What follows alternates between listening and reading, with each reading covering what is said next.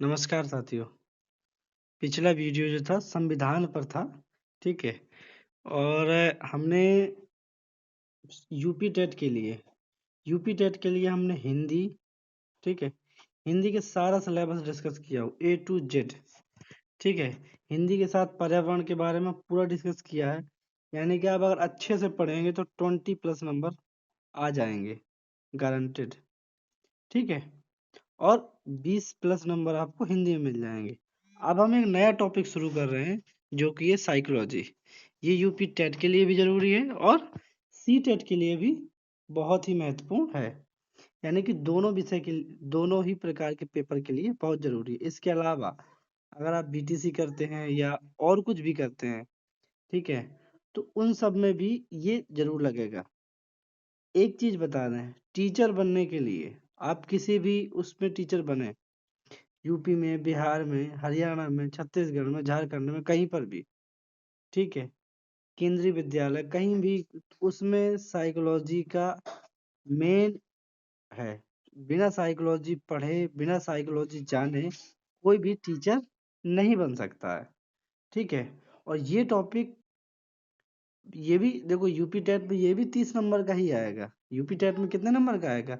30 number का। UP TET में भी 30 नंबर का ही आएगा, ठीक है। और सी टेट में भी 30 नंबर का आएगा, ठीक है। लेकिन सी टेट में जो 30 नंबर का आएगा वो आपको लगेगा कि 30 नंबर का है, लेकिन असल में ये होता है, सी टेट में ये होता है लगभग 90 नंबर का। कितने नंबर का? 90 नंबर का।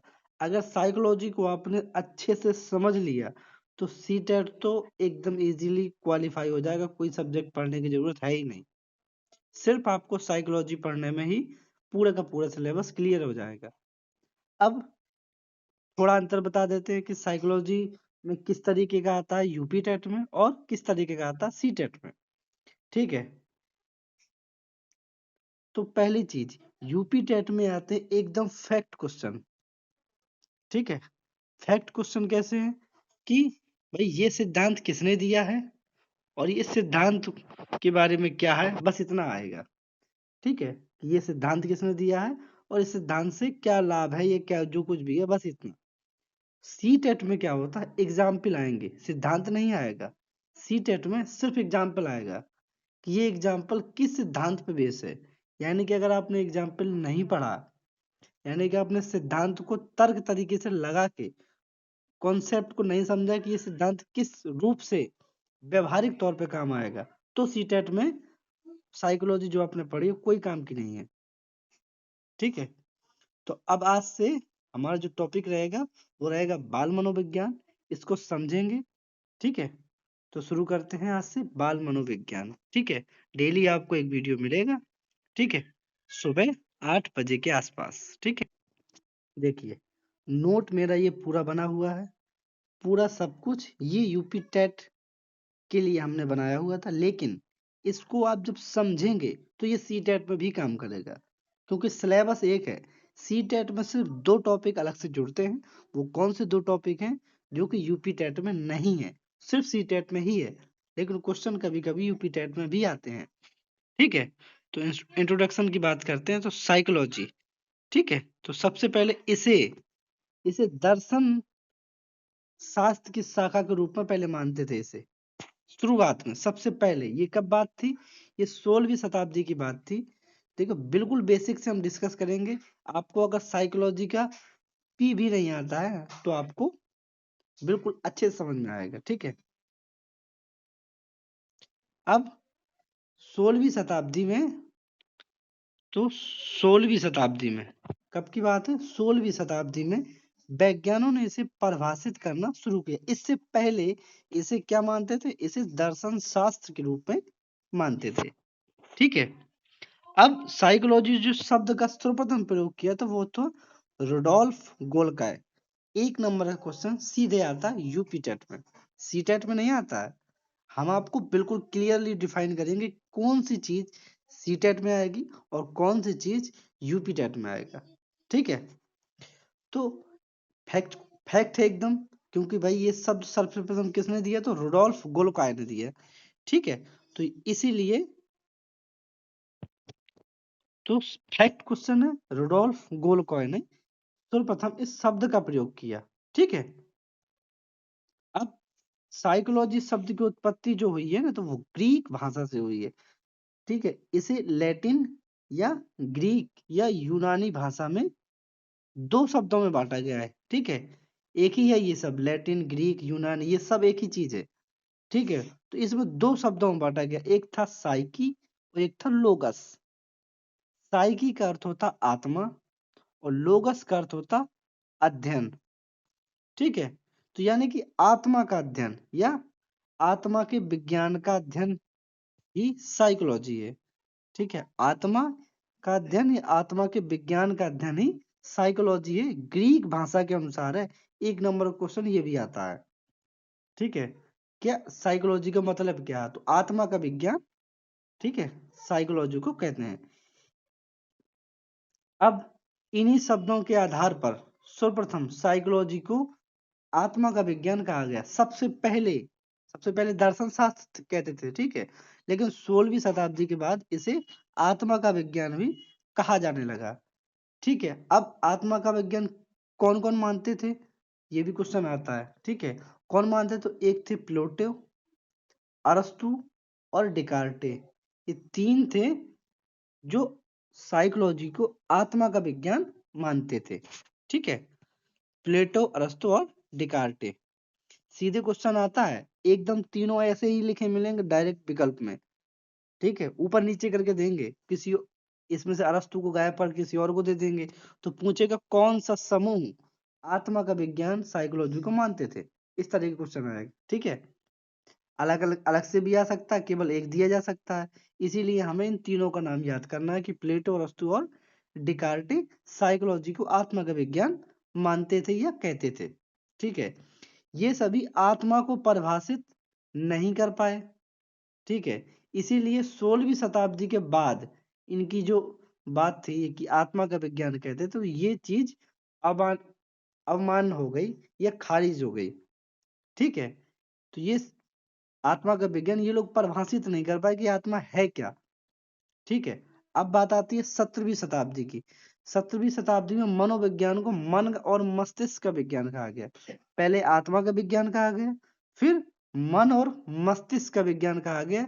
और ये कहने वाले थे इटली के, सबसे पहले इन्होंने कहा था, इटली के मनोवैज्ञानिक थी। ठीक है, पोपोनोजी। ठीक है, इस तरीके का अजीब सा नाम है इनका। ठीक है, ये मन और मस्तिष्क का विज्ञान मानते थे। ये कहते थे कि ये मन और मस्तिष्क का विज्ञान है क्या, साइकोलॉजी। ठीक है, अब जिन प्रश्नों का जवाब अरस्तु, डिकार्टे और प्लेटो नहीं दे पाए, किस चीज का, कि भाई आत्मा का नहीं दे पाए, तो ये मन और मस्तिष्क का, ये भी मन और मस्तिष्क के बारे में नहीं बता पाए कि ये मन और मस्तिष्क है क्या। तो 17वीं शताब्दी के अंत में इनकी भी परिभाषा खारिज कर दी गई।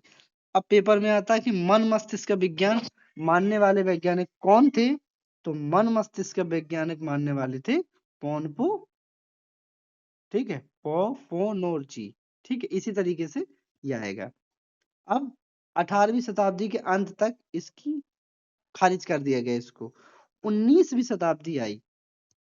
ठीक है, 19वीं शताब्दी, ये पूरा इतिहास है साइकोलॉजी का। ठीक है, और इतिहास से क्वेश्चन बनते हैं। ठीक है, 19वीं शताब्दी जब आई, तो 19वीं शताब्दी को मनोविज्ञान को चेतना का विज्ञान कहा गया। क्या कहा गया, चेतना का विज्ञान कहा गया। और ये मानने वाले वैज्ञानिक थे तो विलियम वुंट, ठीक है, विलियम जेम्स, जेम्स सली और बाइवस। ठीक है, ये लिखा हुआ बाइवस। तो ये चार मनोवैज्ञानिक थे जो साइकोलॉजी को क्या मानते थे कि चेतना का विज्ञान है। ठीक है, पहले सबसे पहले क्या आया था, सबसे पहले आया था, लाइन से समझिएगा। ठीक है, सबसे पहले कहा गया आत्मा का विज्ञान। ये वैज्ञानिक थे प्लेटो, अरस्तु, डिकार्टे। 16वीं शताब्दी में क्या कहा गया, आत्मा का विज्ञान। ठीक है, कौन थे, तो प्लेटो, अरस्तु, डिकार्टे। ठीक है, 17वीं शताब्दी में कहा गया मन मस्तिष्क का विज्ञान, तो वैज्ञानिक थे पोपोनोजी। ठीक है, फिर 18वीं शताब्दी में क्या कहा गया इसे, इसे कहा गया चेतना का, ठीक है, क्या कहा गया, चेतना का, 19वीं शताब्दी में। तो यहाँ ये 4 मनोवैज्ञानिक थे चेतना। अब ये सभी भी चेतना के बारे में नहीं बता पाए कि भाई चेतना है क्या, ठीक है, ये सभी भी चेतना को समझा नहीं सके। इनमें सबसे ज्यादा निंदा जो किसी वैज्ञानिक ने की, और ये क्वेश्चन आता है कि चेतना का विज्ञान कहने वाले William Wundt, William James, James सली, वाइवस की सबसे ज्यादा निंदा किसने की, तो विलियम मैकडूगल थे, ठीक है। इन्होंने कहा कि दुर्भाग्य की बात है कि मनोविज्ञान को चेतना जैसे शब्द आए मनोविज्ञान के बारे में, ठीक है। तो विलियम मैकडूगल की पुस्तक जो है, इनकी पुस्तक भी आती है आउटलाइन साइकोलॉजी, ठीक है, आउटलाइन साइकोलॉजी पुस्तक पूछी जाती है, पुस्तक लिखी रहेगी विकल्प में, आउटलाइन साइकोलॉजी पुस्तक के लेखक हैं तो विलियम मैकडूगल है, ठीक है। तो इन्होंने अपने प्रश्न नंबर 16 पर ऐसे ऐसे शब्दों के से इन्होंने इन चारों लोगों की निंदा की हुई है, ठीक है। अब विलियम वुंट जर्मनी के लिप्जिंग नामक स्थान पर, ठीक है, विलियम वुंट जर्मनी में लिप्जिंग स्थान पर, ये आता है क्वेश्चन, ठीक है, किस स्थान पे, तो लिप्जिंग नामक स्थान पे 1879 में प्रथम मनोवैज्ञानिक चिकित्सा, ठीक है, साइकोलॉजी की पहली प्रयोगशाला स्थापित की, किन्होंने, विलियम वुंट ने। ये क्वेश्चन आता है कि मनोविज्ञान की पहली प्रयोगशाला स्थापित किसने की, तो विलियम वुंट ने की। इसीलिए इन्हें प्रयोगात्मक मनोवैज्ञानिक का जनक कहा जाता है। दोनों क्वेश्चन आते हैं, पहला तो 3 क्वेश्चन, विलियम वुंट ने लिप्जिंग नामक स्थान पे, किस स्थान पे की, तो लिप्जिंग नामक स्थान पे, और क्या किया इन्होंने, तो मनोविज्ञान की प्रयोगशाला स्थापित की, इसीलिए इन्हें प्रयोगात्मक मनोविज्ञान के जनक कहा जाता था। 3 क्वेश्चन, ठीक है, विलियम वुंट से संबंधित है। ये विलियम वुंट वही विलियम वुंट है जो इन्होंने परिभाषा यहाँ पे दी हुई थी कि ये मनोविज्ञान क्या है, ये चेतना का विज्ञान है। अब 20वीं सदी आई, 20वीं सदी में, ठीक है, 20वीं सदी में एक वैज्ञानिक थे वॉटसन, इसके साथ McDougall, Thorndike, Skinner, Clark and हल, ठीक है, ये चारों पांचों वैज्ञानिक, इन लोगों ने कहा कि मनोविज्ञान क्या है, व्यवहार का विज्ञान है।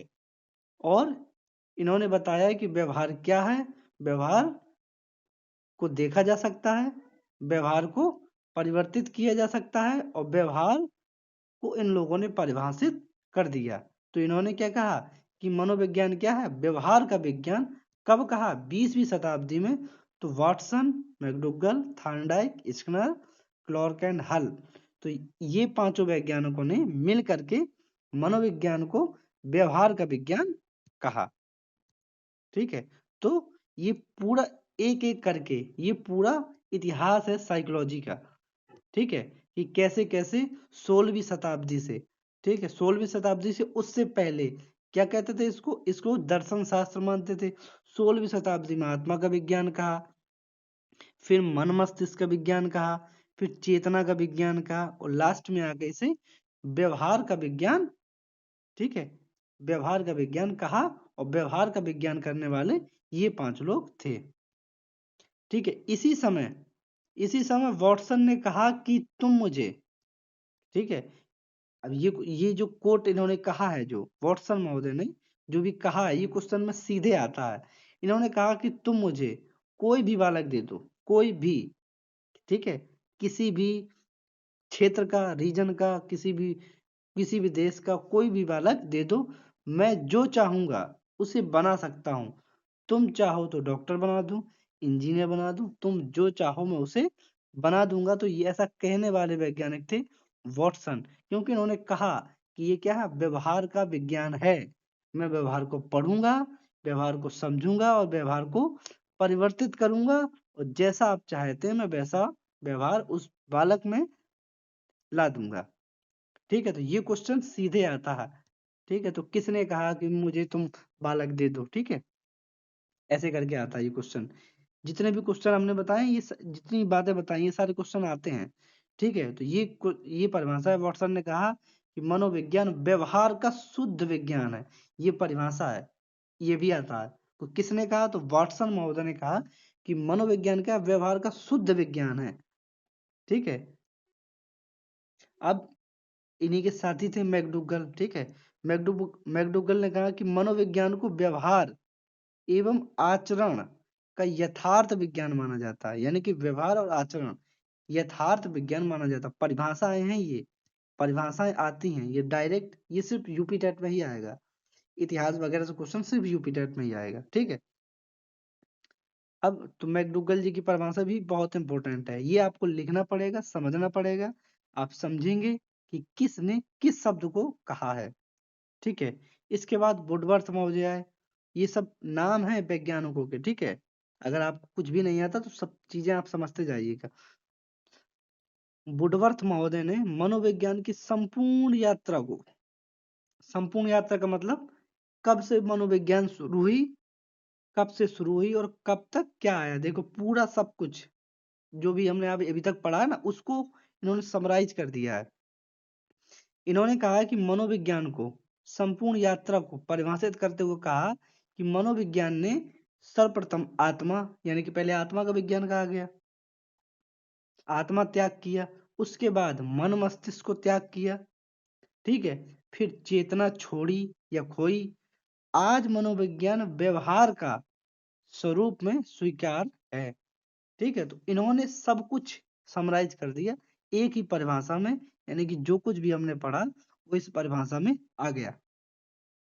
इन्होंने कहा कि मनोविज्ञान की संपूर्ण यात्रा में सबसे पहले उन्होंने क्या किया, आत्मा खोई। सबसे पहले क्या किया, सबसे पहले इन्होंने आत्मा का त्याग किया या आत्मा खोई, इसके बाद मन मस्तिष्क को त्यागा और चेतना खोई, लास्ट में व्यवहार के स्वरूप में इसे स्वीकार किया गया या करता है। ठीक है, तो ये पूरा का पूरा परिभाषा वुडवर्थ महोदय की है, और वुडवर्थ महोदय साइकोलॉजी में बहुत सी परिभाषा इन्होंने दी हैं और बहुत ही पेपर में आती हैं। ठीक है, तो ये पूरा इतिहास हो गया किस चीज का।